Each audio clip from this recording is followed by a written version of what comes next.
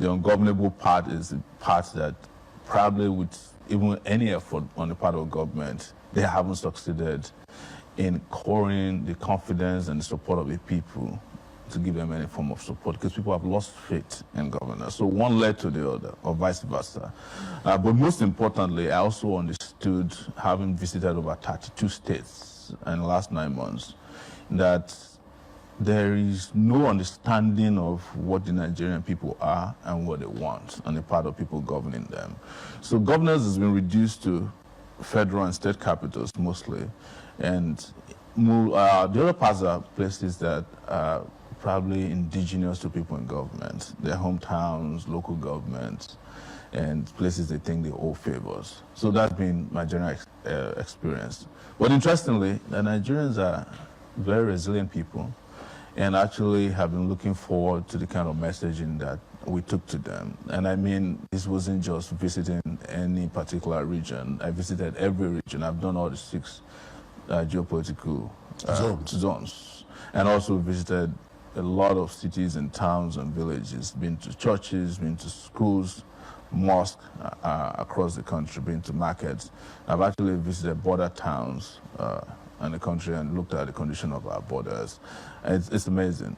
What did you make of the border situation? Because I remember that you went up north, right to the end. Jiva, yes. to virtually the end of the country. Yeah. And when we talk about some of the security challenges that we are faced with within the country, people talk about porous borders and so on. What was your experience at those borders? It would be appropriate to claim that the border is porous if there's a border at all. You know, there is no, I don't even think there are milestones that erected anywhere to mark the borders. We just have security agents who have a duty post, and they have a little stick or iron across, and for transactional border businesses. That's what I saw. There is nothing that prevents anybody from coming into Nigeria through Zamfara State, even if you have with you a WMD. That's a weapon of mass destruction. I'm telling you, nobody will stop you. And you can pass through any of the borders and pay the appropriate fees, drive in, do what you have to do, and drive out. So we don't have borders. So it would be an oxymoron to claim that our borders are porous. That would mean that there's a border and that maybe certain places are leaking. We don't have, borderline is that we don't have borders. Now, let me bring you back down into the country now. And I'm almost apprehensive to ask this question, but I will have to ask nevertheless. You spend a great deal of time outside the country. That's right. Because you run an organization that is based in the United States. Yes. What do Nigerians in diaspora, as they are called, what do they make of what's happening back at home? What is most interesting is that the people that are most interested in Nigeria, I think maybe for reasons of nostalgia, are Nigerians who are based outside of Nigeria, the Nigerians in the diaspora. And all of them are constantly looking in, constantly watching.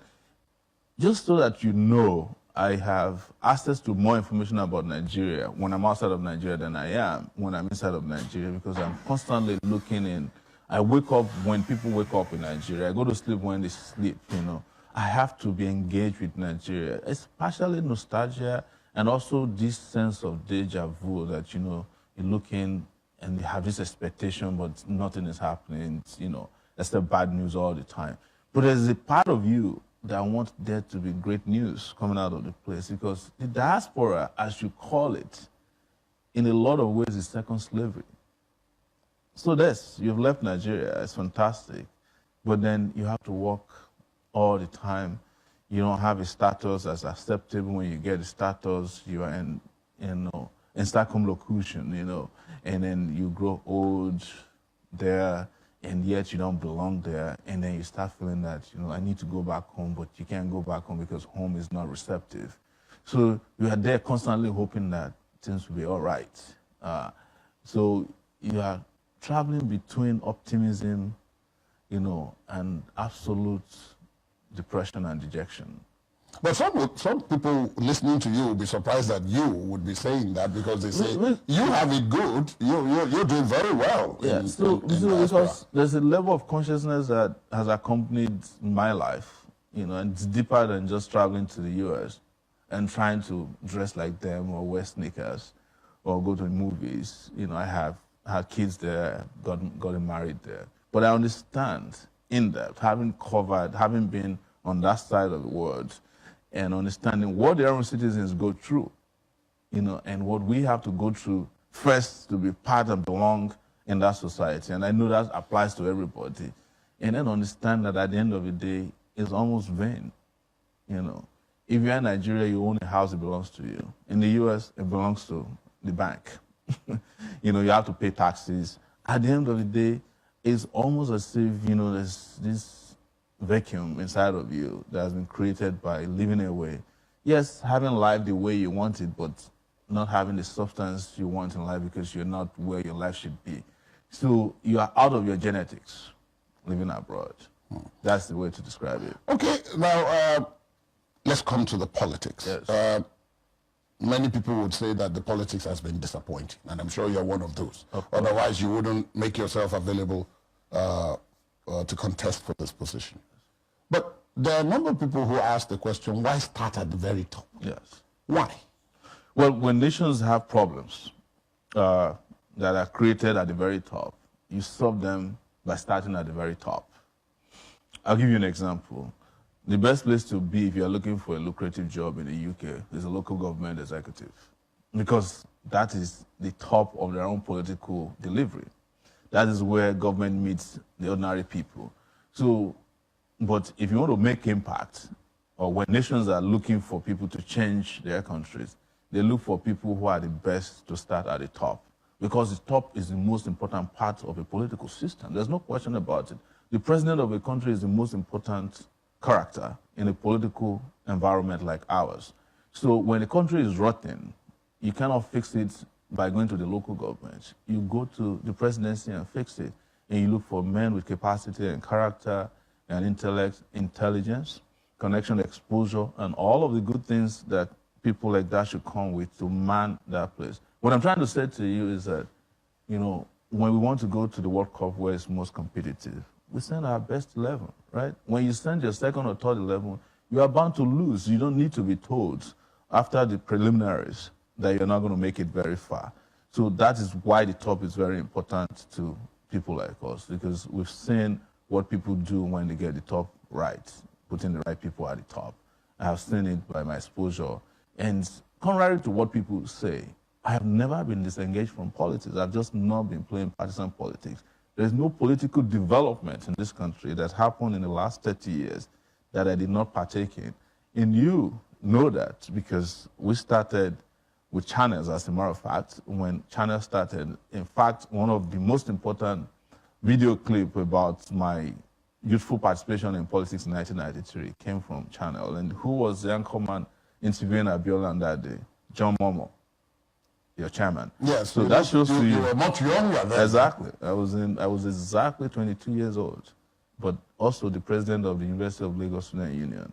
And we played a major role in bringing about the democracy that came about in 1999. Now, I'm happy you alluded to that, because there are quite a number of people who ask the question, who is this man, Omoyele Sowore? Why is he so controversial? Why is it that people keep talking, about some of the things that happened in the past? And I'm happy you alluded to that, because as president of the University of Lagos Students Union, yes, you were deeply involved in the battle against the military at the time. Exactly. And you paid a price for it, which is ultimately what led you to the United States. Absolutely. I was almost killed. I had my career on the line. I was expelled twice. As you know, I was attacked and injected at the University of Lagos. And I was detained several times by the police, the SSS, and the Army. At the point, the Air Force, when I did my youth service. So I've been through it all. But the problem is this: we no longer teach history. If we did, some of these issues would not have been difficult for people to understand. So we have a new generation of young people who actually only learning history by 140 characters. And, that don't last enough for people to understand there were guys who were around in 1993. When there was none of those. There was none of those. And nobody's teaching that. So there's a huge gap, vacuum, in letting people know even contemporary history so that all the student leaders who fought for June 12 or who fought with Abiola would have been known. Most young people rarely even know Abiola. You have to introduce Abiola to them and say there was an annulment of an election in 1993 that almost led to war in this country. And I think people who removed or expunged history from our educational curriculum knew what they were doing when they were doing it, because they knew that if people learned history, some of them would become so irrelevant, they would be scraping the bottom at this point, because history would have confined them into oblivion. Now, let me come now specifically to your plan. Yes. You're seeking to be president. That's correct. So definitely you have a plan. Absolutely. Let's I take a had look a at plan before you came out to say you were doing this. Before I came out, before we became a political party. Now, let's take a look at some of the key elements of that plan. Yes. I've seen you on one or two other media where you, one of the key things that, for example, has been pointed out that needs to be addressed if Nigeria is to move in the direction so many want it to move is power supply. That's correct.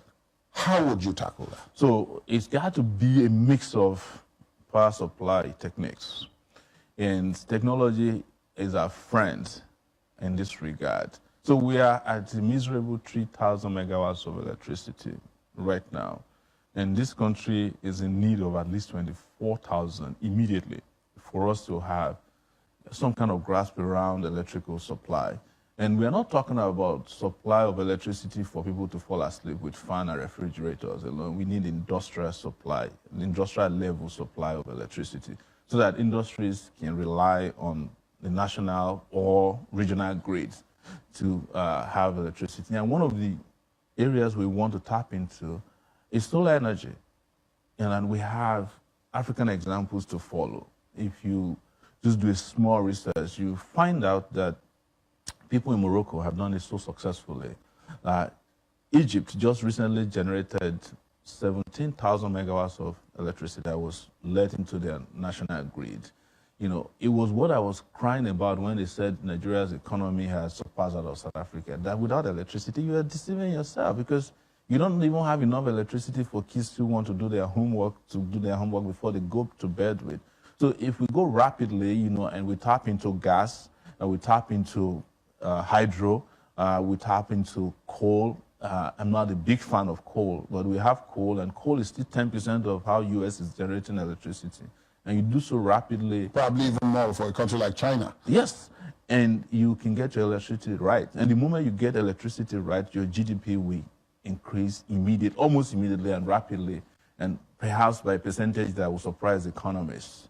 So without getting electricity right, you can't even get security right. You can't get education right. You can't get health right.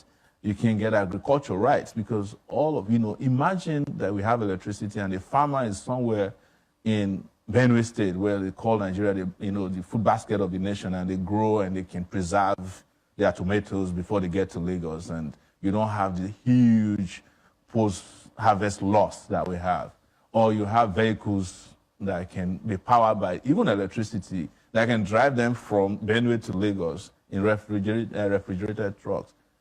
Things are going to start getting all right. So electricity is major, but it's going to need huge investment, it's going to need commitment, it's going to need focus, and I'm going to be the chief electricity officer of the country, not the Minister of Petroleum, because that's what every president has done.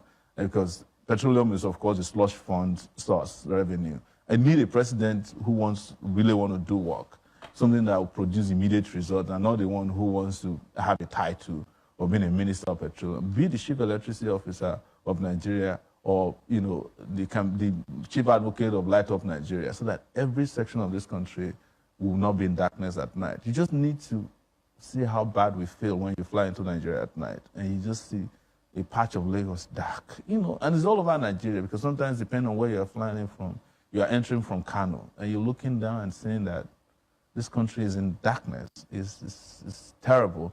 But so that's why that's a major priority for us. But again, before electricity, we have security, because for us to build infrastructure that will deliver on our electrical promises, we need to have security so that people can work 24/7. It's going to require, people working 24/7, putting all the pieces together, drawing the agenda, and ensuring. Would you be thinking of state police, for example, now that we're talking about security, given our current challenges? Well, you look, when we are talking about state police, it's not the most difficult thing.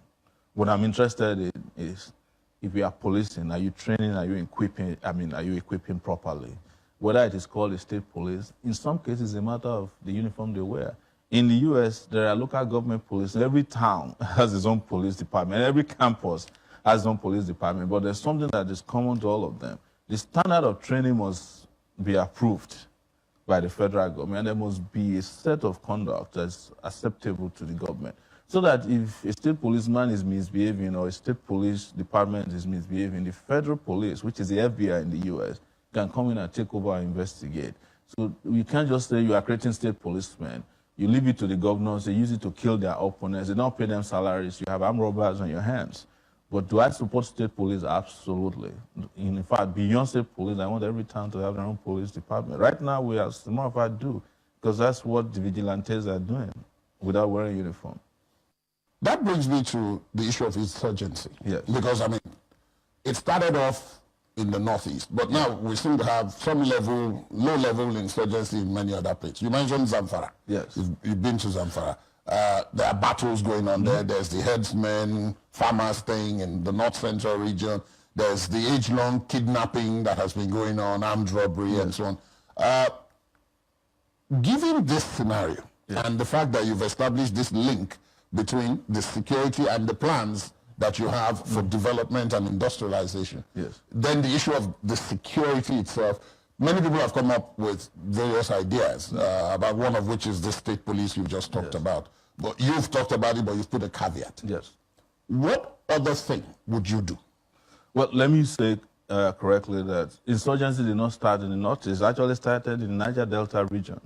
Recently. We're talking between 1999 and now. And so state police is not going to solve insurgency. So what we solve is a holistic security system put in place. For instance, what I would do is to separate policing from the territorial integrity of Nigeria, which is the job of the army. Part of our problem right now is that our soldiers are, doing jobs that are not meant for them. You see them at parties, they're escorting people, escorting smugglers. You have to remove them from that. Let police do internal work. Let the army do the external work. But most importantly, it needs collaboration. It needs equipment.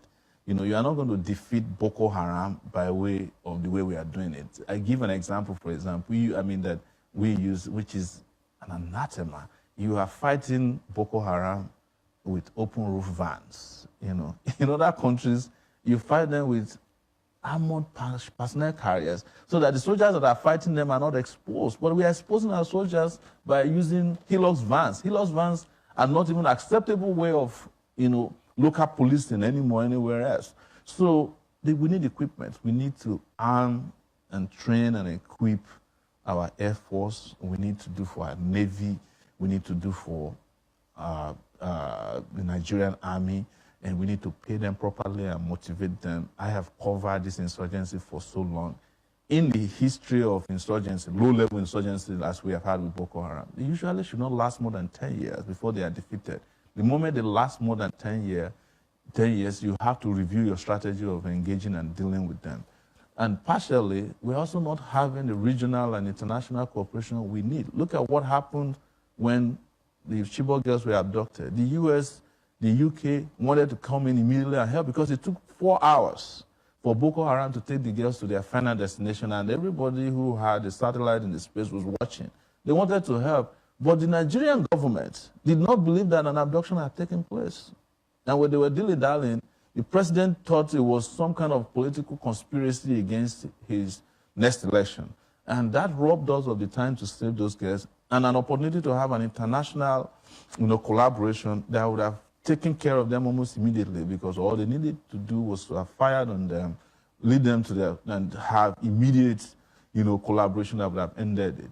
But what happened to us later? We had to be negotiating with Boko Haram to pay them ransom. And the more they get ransom, the more you give them the energy and the power to obtain more weapons, recruit more people, and have international link that is now a major problem. They started from Boko Haram, now they've become ISIS, and they have splintered into different groups, and they are competing in terms of tough and deadliness. So these are things that would have been resolved with a kind of leadership that was clairvoyant and understood the needs to nip it in the bud, have the necessary collaborations, training, equipment, and most importantly, as we found out, the corruption in the topmost levels. That was supposed to be my next.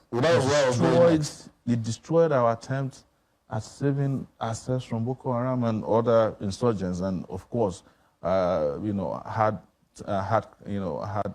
criminals around the country. So kidnapping, for example, is supposed to be separated from Boko Haram, because that's the policing work that should have been done. But you imagine somebody is kidnapped from Kaduna, and somebody will drive the person all the way to Warri and hide them, and no policeman on the road will say, somebody looks suspicious, something looks suspicious in your car. Open the car, because the man is sticking out his 500 naira.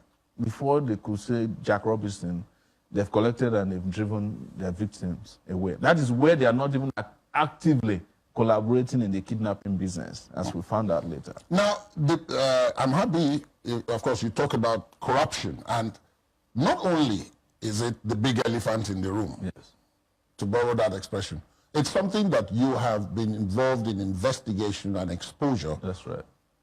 Over almost 2 decades. That's right.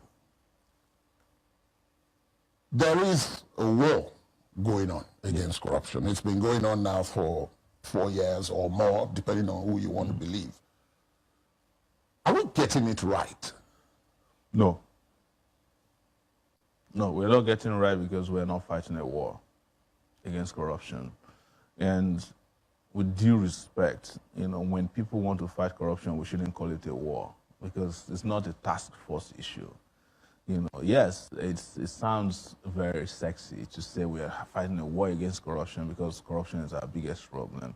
What you do is to institutionalize ways of nipping corruption in the bud before they start, and that's why I have, written extensively about it. I follow the money.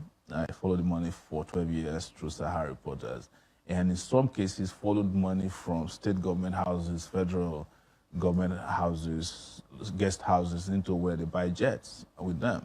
These are things that could have been nipped in the bud if you actually put in place things that could have ended the corruption before they happen. Because even in the US, the moment corruption takes place, the cost of recovering process of corruption can be very, very tedious and laborious, legally speaking, because the people who are corrupt will have access to lawyers, some of the best lawyers, and the lawyers will come and do their job. There's nothing you can do about it. But over here, it's the same thing we needed to do. We should have ensured that people just can't take money away. They introduced laws here that you can't take more than a certain amount of money out of the bank, but that's applicable only to the poor people. When rich people want to take out money out of the bank, they use bullion vans to just drive them out of the treasuries, and they do the counting later. So when you have people have access to your treasury that way, you can fight against corruption. So you now have reduced the anti-corruption war into storekeepers and looters. So we are the people at the store, you people are the looters. But what we found out is that, some people looted the stores during the first era, and the other ones came, repainted the store in the front, they put a security guard there, opened the back for their own people to be looting. That's what they call anti-corruption war. How did they do it? Look at everybody that went to APC. The moment you are in APC, you are sanctified. The moment you're out of APC, suddenly your corruption dossier makes it to the surface. So that tells you there's no war against corruption. And I mean it categorically, because not only have I worked fighting corruption as an individual using the media, new media in particularly, I have also worked closely with the EFCC over the years. With every EFCC chairperson, have somehow worked, even the ones that I disagree with. I've made sure that I had a commitment. I know what happens internally with political interferences. The fact that you can't get anybody prosecuted until you go to the villa, and the villa people said it's okay, or they will supply names of people that should be prosecuted for political reasons, or names that you submit, they say, well, this one is on our side, wait, And all those kind of interferences are not going to help anybody to fight corruption. The other thing is that we are not delivering consequences on corrupt people the way we should. We are not even at all doing, except for political reasons. In the U.S., just over Halliburton bribe alone that happened in Nigeria, the U.S. made several billions. I don't know the exact number of billions, because they were jailing individuals, seizing their assets, and the companies that were involved, they were making them pay hefty fines. That's delivering consequences, so that anybody who wants to do that in the future, and they keep strengthening their legislation, But we do that here too. I mean, where people are having their houses seized, they're having ships seized, planes, and all of that. But the fact here is that you can't locate the records of what we are seizing. You only hear that houses have been seized. There was a time they said they would name all the people who they took money back from. Have you ever seen it? No, we don't know. They're just playing with our minds. And that's why I said there's no war against corruption. In the US, even when you are pleading, innocence, or you are pleading guilty, or you have a plea deal with the Justice Department, in this case, the Ministry of Justice, there has to be documentation to say this is what you said, and it can be made available to the public. They might steal it for a while, but they can make it available so that if anybody is looking for documentation about what you seized, what you pleaded, and what you said, it will be available to the public. We don't have that here. That's why I'm telling you that it's a joke. What would you do differently? Of course. It's going to be 3 layers. First is that we will use technology to ensure that so many of the things we are still hard coding now will be digitalized, including contracting system. For example, I will put all the forms, every form that is signed by a public official in Nigeria through the Code of Conduct Bureau should be available and accessible to the public, including mine. I will do everything to do that.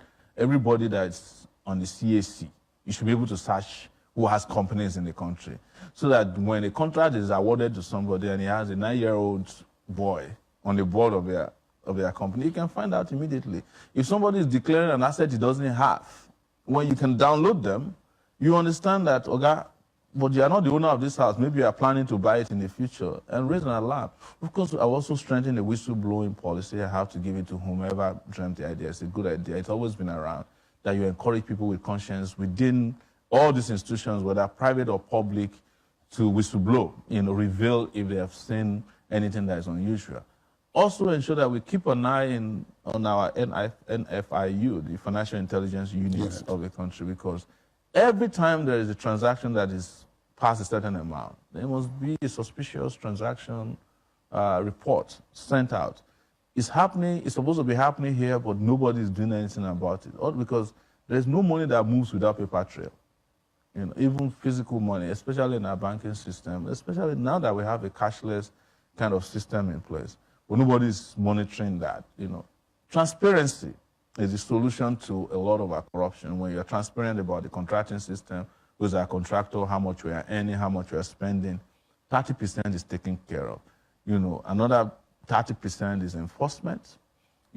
I would say another 40% is delivering consequences, crime and punishment. That is what every other country has done around the world to make sure that the yam ban is safe from goats. Well, but there are those who would argue, and I want to use the same analogy you've just used now, that for as long as the majority of the goats are hungry, and they have no alternative means of feeding, their entire effort will be devoted to accessing the ban.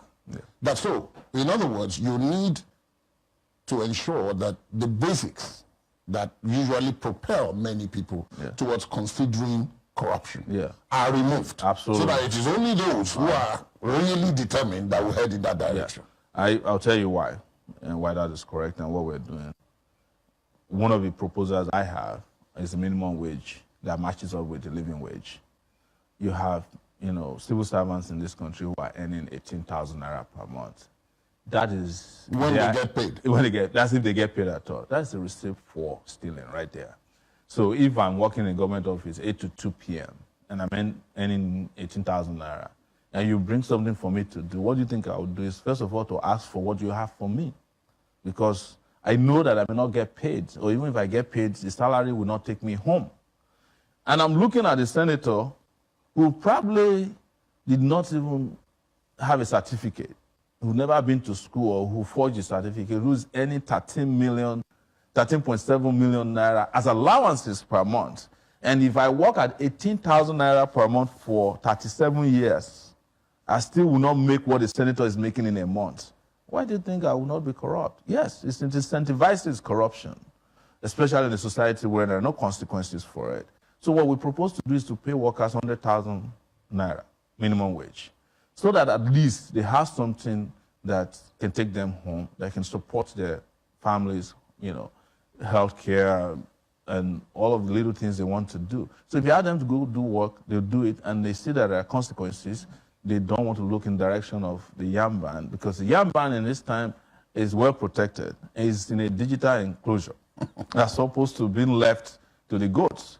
So if a goat is going to the yam ban, first it will be detected because, it's transparent process. Goats. Yes. Other goats also will be watching. No, now we are going to not be using goats to man the yam ban.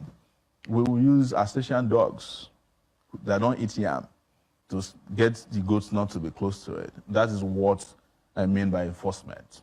Now, you mentioned it a little earlier on, but it's a very big problem. Yes.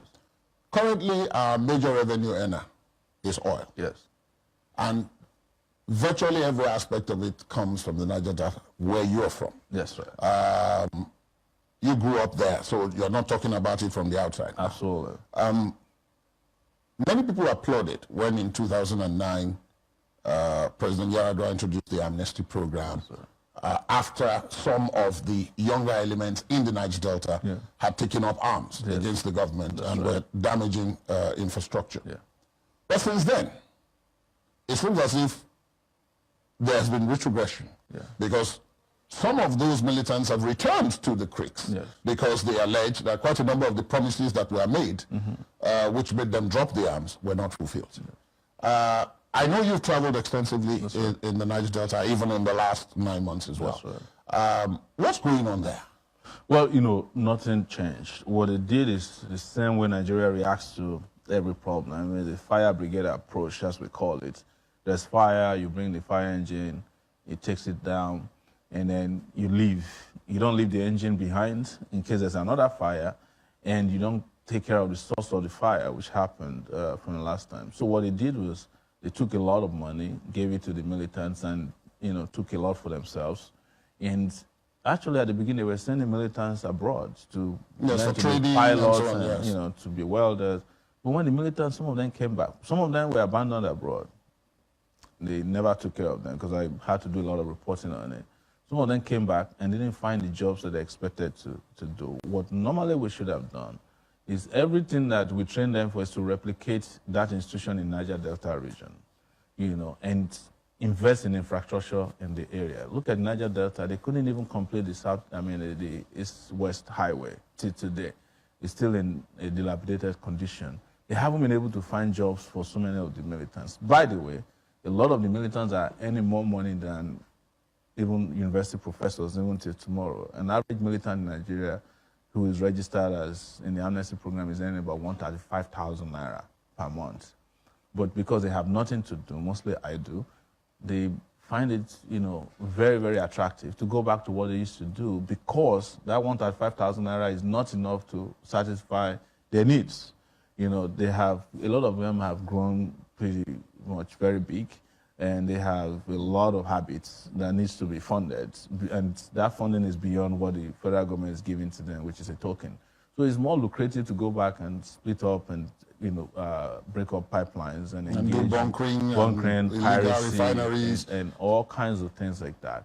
So a clairvoyant leadership would have institutionalized a lot of the institutions that we send them, develop the infrastructure in the area, start to think progressively about the future, because my worry, and which I tell the Niger Delta people when I see them, my people, is that the lifespan of oil It's another 20 years maximum, because Japanese cars are no longer going to be using gasoline. America has already found oil through technology, shale technologies all over the place. And in fact, there was a time the U.S. wasn't buying Nigerian oil. Gasoline, from crude oil from us, because they had figured out how to get it elsewhere, and they're even exploring their own country. So be very careful not to rely too much on oil, because what if nobody's buying the oil, and are you going to be drinking it? No, we have a situation now where from time to time you hear that the cargoes that of Nigerian oil on the sea are awaiting buyers. Yes. So already there's indication that there seems to be... So we need to have diversified before now. But let me tell you, the investment we need to make is not in oil.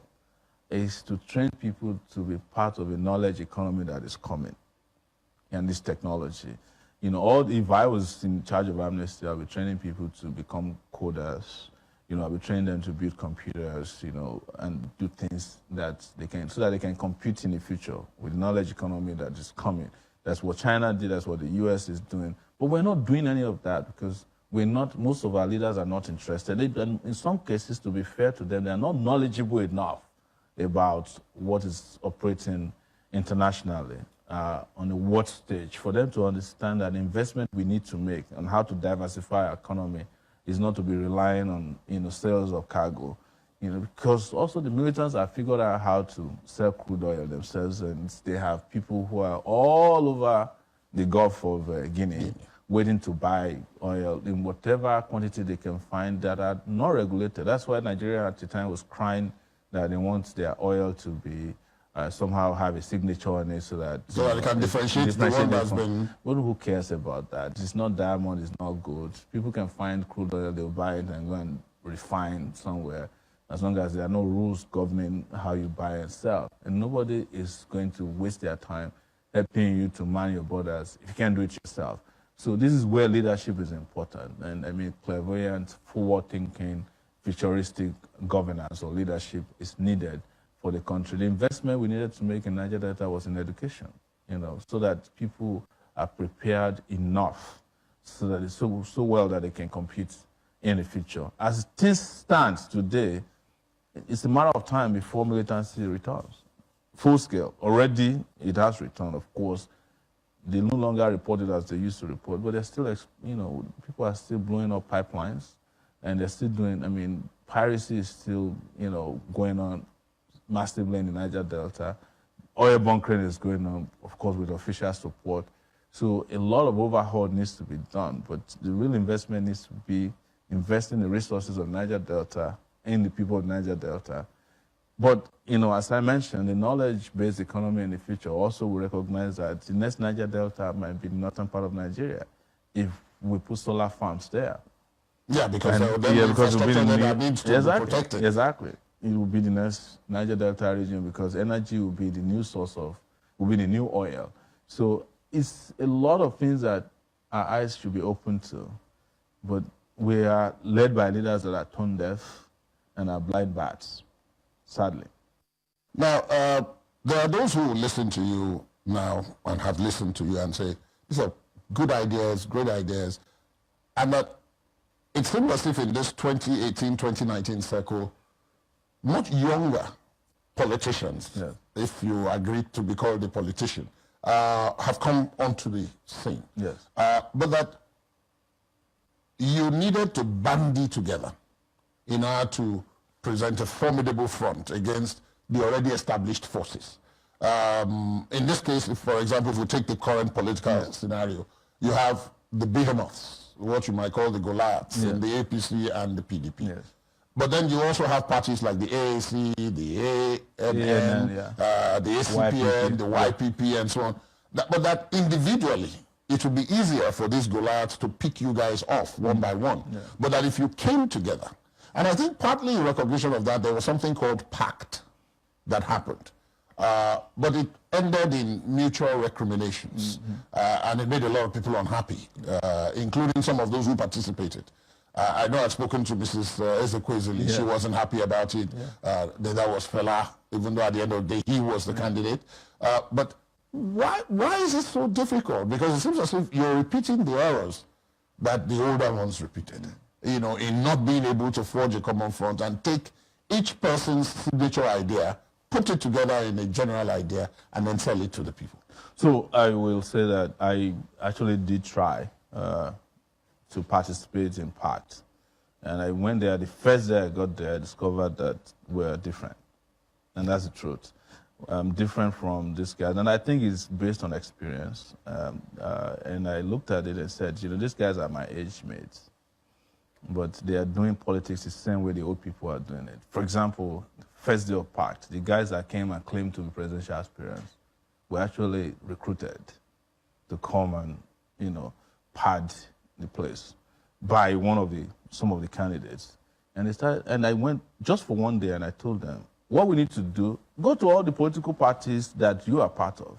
Go and become candidates. And when you become candidates, we come back and discuss amongst ourselves, put all these ideas together. They said no, that the aspirants must be the ones voting for people who become candidates. I told them it won't work, you know, and I left. So the others, never returned. I never returned. The others continued, even signed agreements among themselves.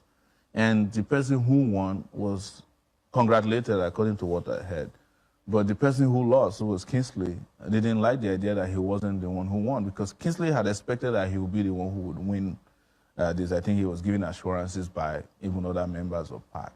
So if I wasn't part of it, I can't blame myself on what happened. But what I've done is to marshal out my plans.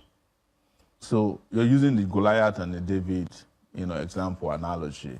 There's only one David, and there's only one Goliath. You know, even the APC and the PDP, as you call them, they are not two Goliaths. They are the same persons with just different nomenclatures. One left hand, the other one right hand. One body, same ideology, same behavior, same demeanor. So the David we need is just one person who also has a signature of every oppressed person in this country, who understood them, who understand what their aspirations are, to confront the Goliaths. And we have done so well after we left, after leaving the meeting of PACT. You know, I have been engaging with them. I even, at a point, took Fela to meet Professor Omoyele Sowore. You know, what I wanted to show to them is how open-minded I am, but I cannot compromise on principles. And the principles are that, you know, I know all the problems, I know who we need to fight, and so many of them are reluctant. In fact, one of them did say at the meeting that they were having meetings with elders, and the elders are kind of icky, or iffy, if you like to say it, that they want a young person who is not too rough. And I knew they were referring to me. So I knew from that moment that distinctively we are moving in different directions. So I had my suspicion that some of them are actually not there to run for office. They're showing up their hands in case there are positions are available for them. They don't want to rock the boat. I want to rock this boat. Why do people, why does that come out sometimes? People saying, you know, they don't want, you know, the rough. What does that mean? Because people it's not the first time I've heard you use that description. They are satisfied with the status quo ante, and they want some kind of transition that will not be turbulent. Because a lot of people who destroyed Nigeria want to keep maintaining their positions of comfort. And anybody that will come and change that would offset the apple cart, as they say, is somebody they don't want. And they don't hide it, you know. Even amongst themselves, they couldn't tolerate the likes of Abiola in the 90s. So the people who were around in the 90s during Abiola's time are the ones who are still around. The military generals, though now retired, are the ones who are still around. There was the Obasanjo's, Babangida's, the Abubakars, who are still, you know, overseeing the transition process. And these people don't want any fundamental change that is revolutionary in nature. And they don't hide it. It is the reason why, when they had to choose people to do the debate, they made sure that the one who was too rough was left out of the debating process. But they knew that if the debate included me, there will be conversations there that would change the thinking of a lot of Nigerians. And they don't want that to happen, because anything that can open up this asylum in which they have kept our people, you know, this prison, open prison, they don't want it. They want to keep everybody where they are, you know, so that They can keep accepting 5,000 naira on election day, vote for them, vote for their children, and, you know, everybody's okay even if they're not happy. That is something that is unacceptable to me, and I've demonstrated since 1989 when I walked into the University of Lagos, openly and publicly, that I would not be part of that. And they are very clear, having looked at my history, my pedigree, that I'm possibly not the kind of candidate that they are comfortable with. Omoyele Sowore, thank you so much for speaking with us. Thank you so much for having me. Thank you very much. Thank you.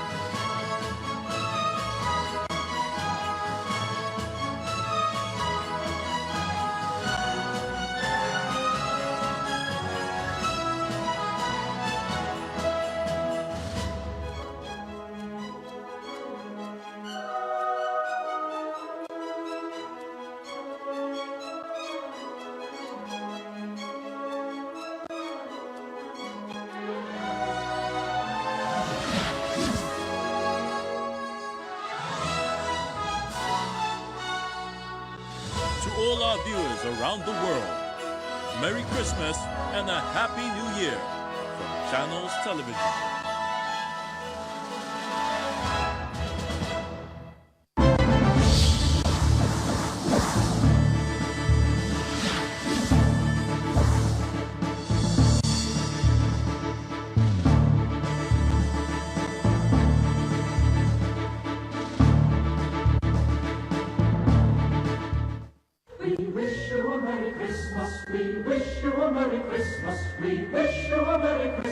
And a Happy New Year. Adron Lemon Friday promo is here again. This Christmas, Adron Homes and Property brings massive freebies and gifts for everyone. Get incredible gifts like microwaves, washing machine, blender, generator, iron, rice, vegetable oil, and lot.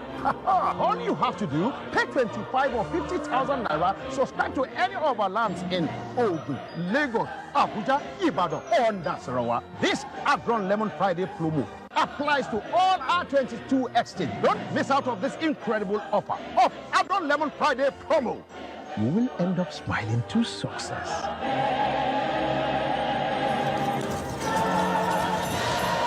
Adron Homes, making the incredible affordable. To anyone who ever pushed me to go further.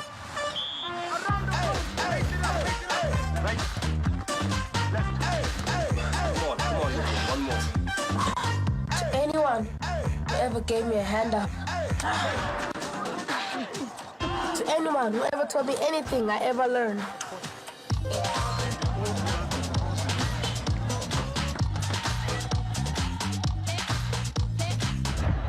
To those who work together to set the bar higher.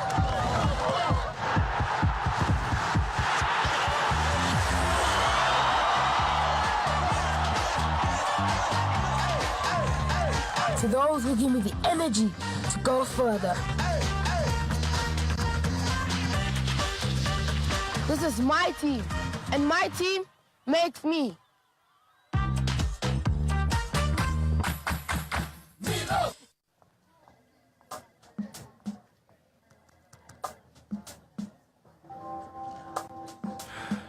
Lunch.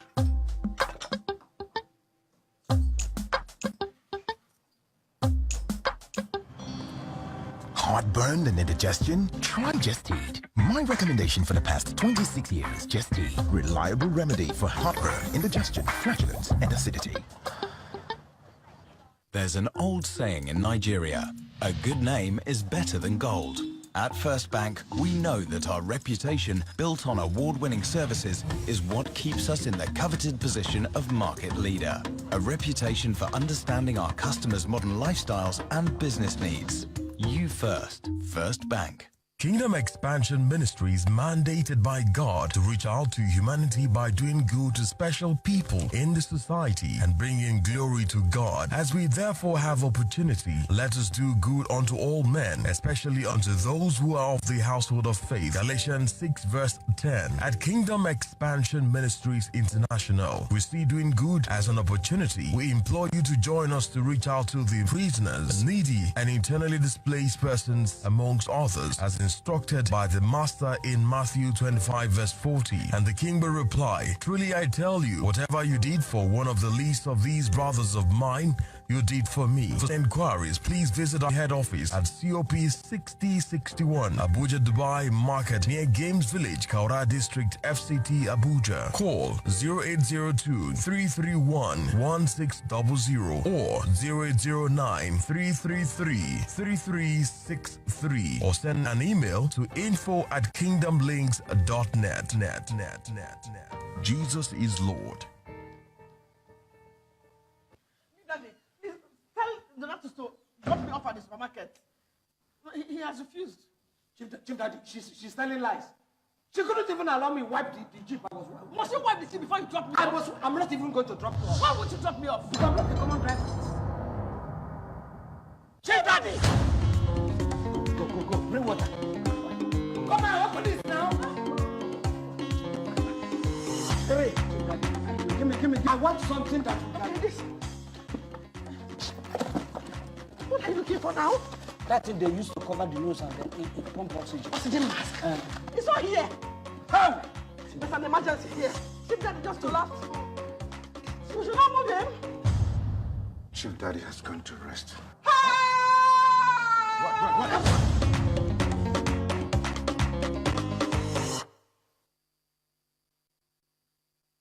Sensitivity is a short pain which occurs when teeth are exposed to hot, cold, or acidic things. Cold water from the fridge would trigger off sensitivity. A lot of people would accept anyway and just grin and bear the pain. What I would say to the patient is switch to Sensodyne, make it your daily toothpaste. Over a period of time would reduce tooth sensitivity. And a lot of them come back to thank me, to say that, wow, it's just something so simple. It adds the sparkle back into their life. Relieve tooth sensitivity with Sensodyne Daily Care 40 milligrams for just 350 naira only.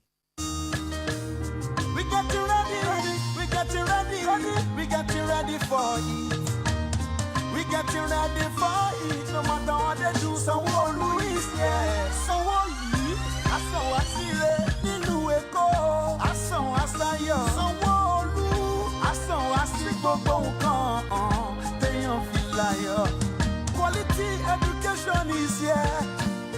Good healthcare is there. Better life is here. All solution is here. It's here. It's here. It's here.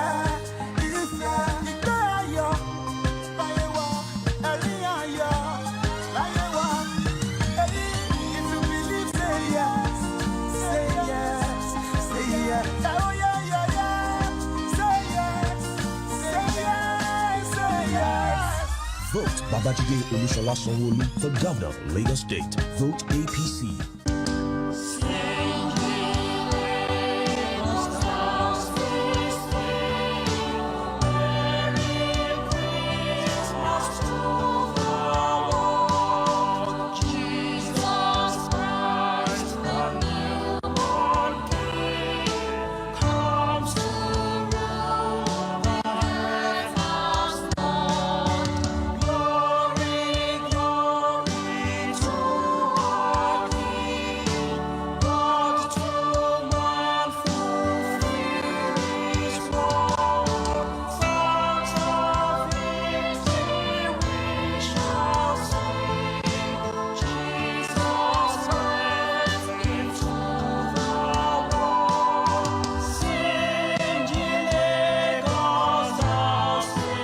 Christmas and prosperous New Year.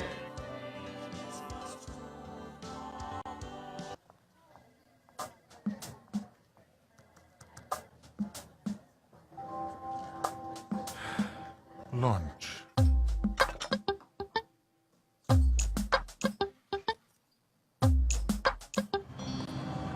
Heartburn and indigestion? Try Gestede. My recommendation for the past 26 years, Gestede. Reliable remedy for heartburn, indigestion, flatulence, and acidity.